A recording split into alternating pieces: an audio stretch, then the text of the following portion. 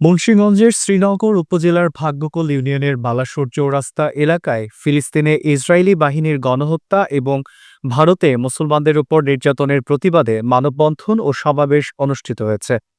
২৩ March বাদ জোহর বাংলাদেশ খেলাফত মজলিসের ব্যানারে কর্মসূচি পালিত হয়। বক্তারা জানান, দ্রুত মুসলমানদের উপর হামলা বন্ধের দাবি এবং ইসরায়েলি পণ্য বর্জনের আহ্বান জানান তারা।